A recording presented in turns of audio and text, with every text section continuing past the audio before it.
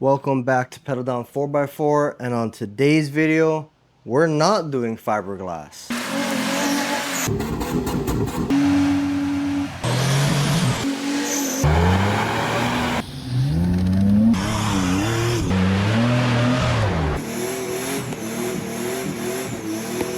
Alright you guys, welcome back to Pedal Down 4x4, and on today's video, we're not doing fiberglass today. Thankfully, we are mostly done with the fiberglass. The rest of the fiberglass stuff entails with me just fixing some of the cracks up, filling any voids, doing body work, stuff like that. So I'm not going to show you guys that. That's irrelevant. I did do the other door handle, so the other door handle does work. But on today's video, we have something to address on the 4Runner. That being this tire. Now, you guys would have known from that first episode, and even throughout the video series, you might have seen the tire was starting to slowly sink down. And that is because this tire is currently leaking air. And it's leaking air from the bead. So, that sucks. Those that do follow me on Instagram, you might know why this tire leaks from the bead. And the reason for that is because this tire actually got thrown off the bead. I de-beaded both of my tires. So it was about 6:30, 7 o'clock at night, and it was basically a hold my beer, watch this moment. And what happened was I went into a bank pretty hard, full throttle, blew out this tire and that tire. I brought it back to the tire shop where one of my friends works, and he seated the tire, but there was a big tear in it, and it is now starting to leak from the bead. So what I have right here is some bead sealer. I've never used this stuff before. It says for commercial use only, but I mean, they sold it to me, so whatever. I am going to try and pop the bead off the front of this tire, clean it up because it does have bead seal on it, and I'm going to put any legal amount of bead sealer on this tire to try and get it to seat, because the last thing I want to do is I don't want to put any kind of slime in the tire or buy a new tire. This tire still is pretty good. The treads have a lot of life left, so I would like to utilize all the tread on the car. So I'll show you guys where it's leaking. I have some soap and I can spray it on, and I'll show you guys why I'm going through this process. But this is the tire that was leaking from the bead. I have some of the fiance's soap stuff, so we're gonna just see if she's still leaking. There you go, right there. Let's see if it's leaking from any other spots. And you can see it right there. That's where the bead is leaking. Now, I'm not sure if the tire is leaking anywhere else, so let's give it a spray. I don't think it was. I don't see anything.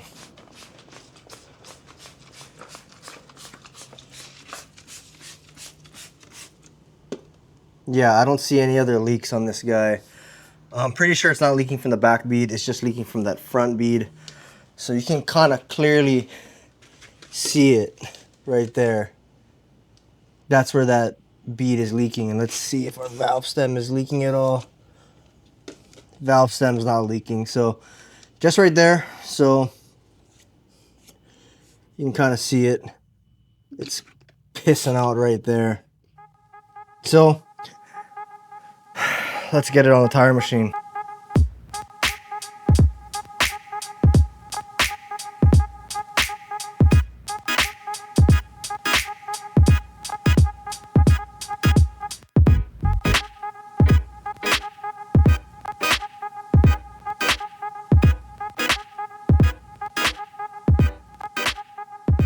Okay, so I got the tire off the 4Runner. Now we have access to the back bead, so we're just gonna see if we got any leaks on the back. And nope, I don't see any leaks. That's good. So I did find a second leak actually on the front bead. As it sat, there was another leak. So you guys can see right there as well. There's another small leak on that bead. In fact, this whole thing looks like it's slowly leaking. You can see that there. So I think maybe some dirt or something got in there when I aired down and that's the whole reason why it's leaking. So we have the tire machine right here. Let's go ahead and put it on there.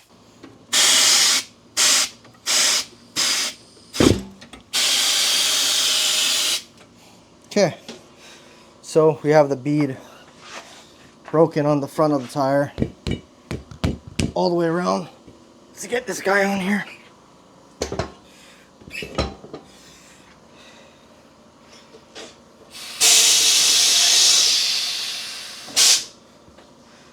Okay. Oh yeah. So let me show you guys what I'm looking at. Can you guys see why she's probably leaking? Look at all this. This is all like mud or something that's stuck inside this lip of the bead. I'll rotate the tire for you guys so you guys can see it.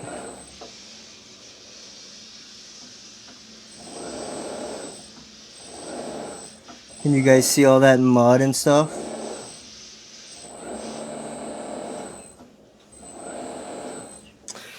So that's pretty gross. So I'm gonna go ahead and clean this guy up with like a wire brush. Try and get all this stuff out without getting it in the tire. I don't want it to fall in, but it's inevitable. Some of it's gonna fall in. But once I get this bead cleaned up, we'll use some of the glue and glue it back on, and hopefully that seals it.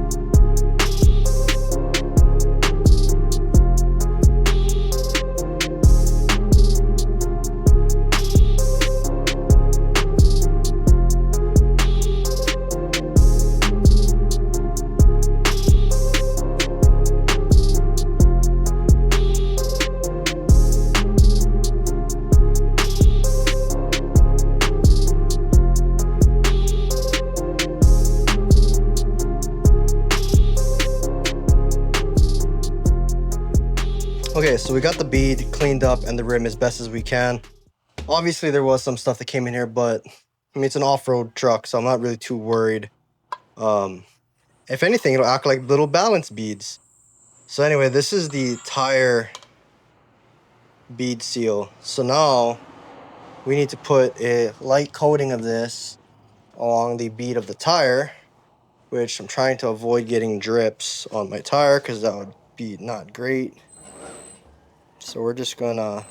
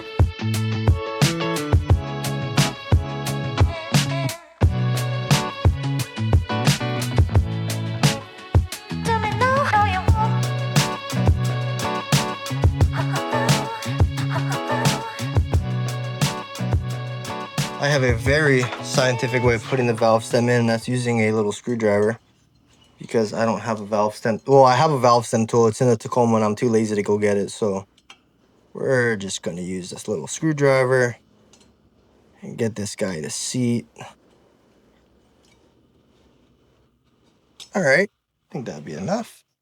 Now, there is our little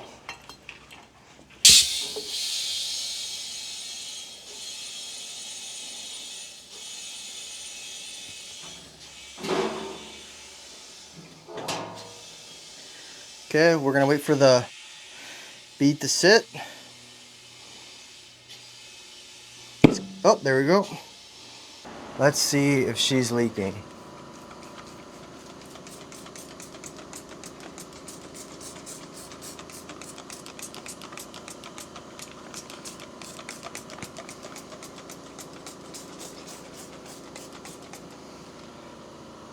All right, boys, let's take a looky.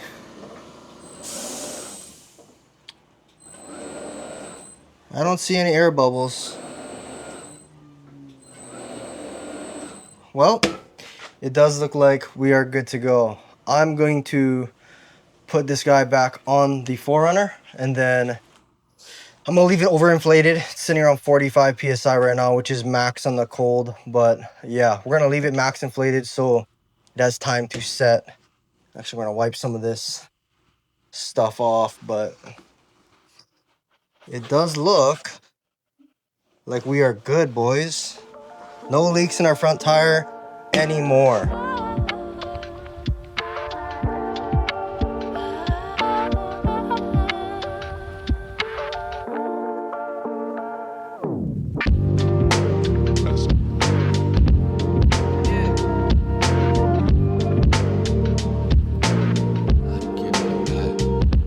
All right, so we have the tire back on the Forerunner. It is looking pretty good. No leaks. I think we are good, boys, on that.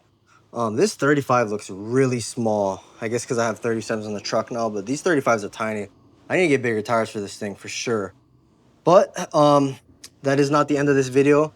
We do have one more thing to do. We have wheel spacers for the back of the Forerunner.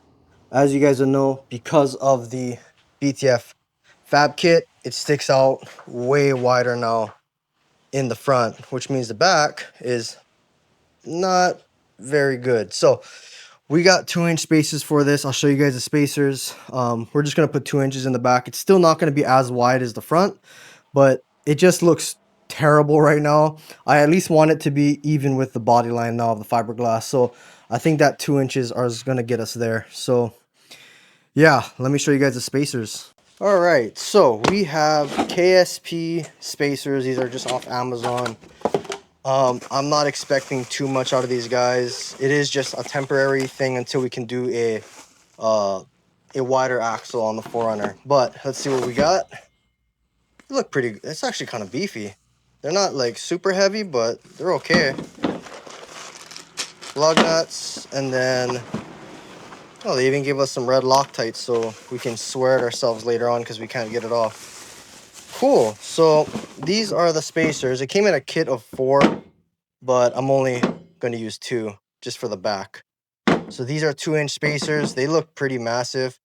Whoever said 2 inches isn't a lot, obviously.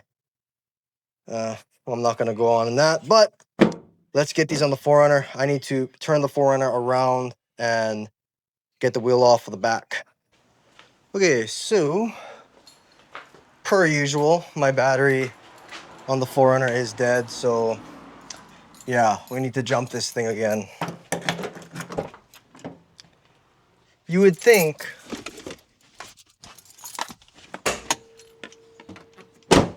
you would think I would have gotten a new battery by now, but I haven't. And guess what? The Land Cruiser battery is dead too. And it's not the fault of the battery, it's just I don't drive the cars very often. So I have a solution coming up very soon for that. You guys are going to see that in the future. But let's get this guy started up with this little jump pack that we have. This has been my saving grace for the past 2 years now. Okay, light says green. That means go. So let's start her up.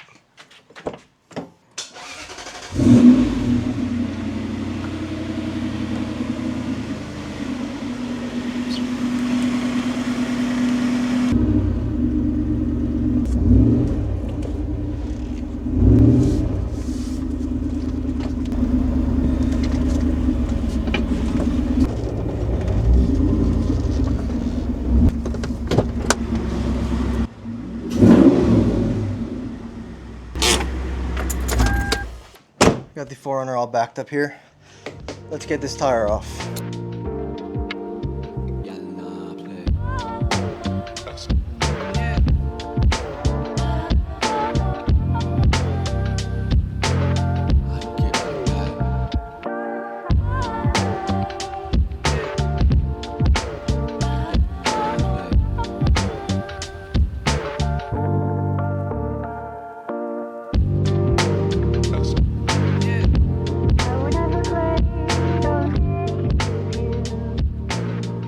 There are going to be some people who do argue with me on this about putting Loctite on your spacer.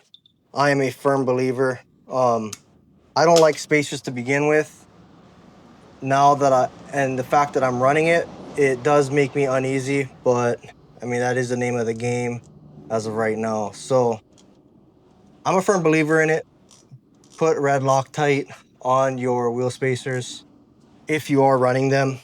I would rather have a harder time taking off a wheel that's been Loctited on than driving down the road and having your wheel fall off. So yeah, I'm big on that. Definitely use red Loctite. Now, when it comes to the bolting the wheel on itself, I don't use red Loctite. I don't even use Loctite at all for just the regular wheel. That's fine. But for the spacer itself, you can best believe I'm using a Loctite and I'm torquing this thing down. I usually torque these down to about 110 foot-pounds. There are some different specs that some people follow. I follow that for alloy wheels, 110.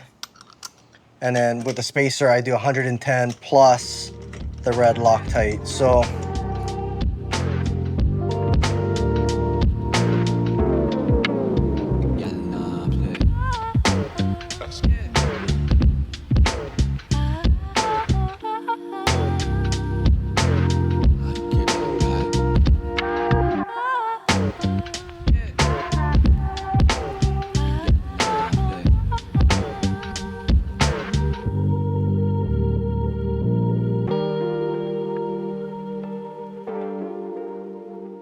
well, cheapest that look kind of quality wheel spacers. So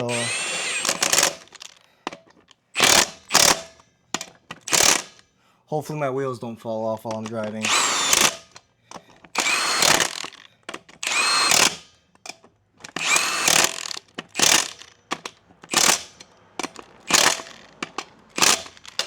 Okay, that looks good to go. So yeah, she definitely looks a little bit better. Still not the greatest, but it does look a little better. Let's get her down.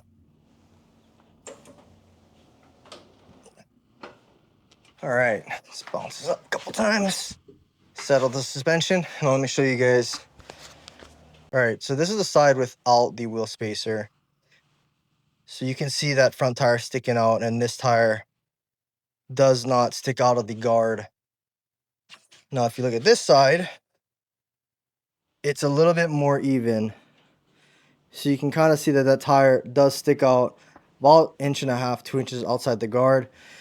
Doesn't completely match up with the front, but it does look a lot better now. So I'm going to do this side, and that'll be this video.